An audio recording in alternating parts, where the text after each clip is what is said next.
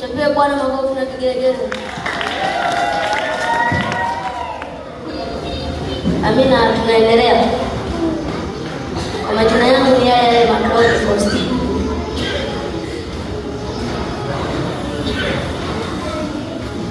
Tunaendelea baada ya jioni. Karibuni kwanza watu wote. Amen. Mtu anayeandika somo aandike somo kutii. Kwanza sura. Kutii. Maliza. Kutii. Msomaji mmoja asimama alisomea Waebrania sura 13 mstari wa 17.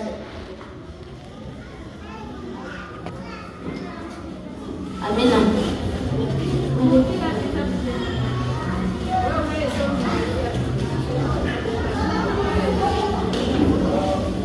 Waebrania 13 mstari wa 17 neno la Mungu linasema, Amina. Watiini wenye kuwaongoza, Watiini wenye kuwaongoza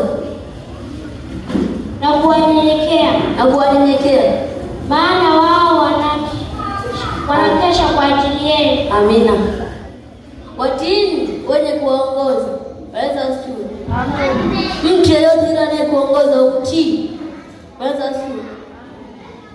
Aliyeko juu yako umtii. Hata kama na wewe ukiwa juu uwatii. Usiwanyanyase kwa kuwa una pesa, uwatii. Waweza usiwe. Amen.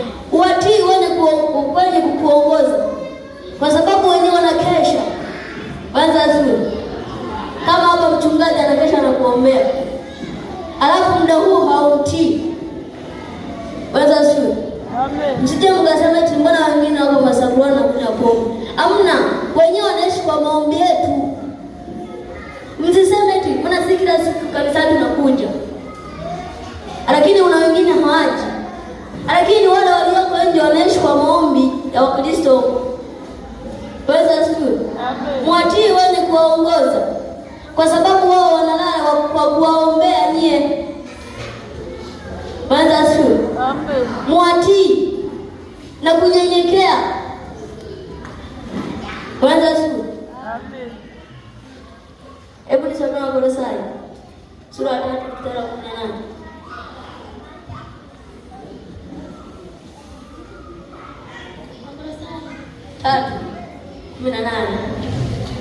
Wakolosai 3:18 linasema, Amina. Enyi wake, Enyi wake, watiini waume zenu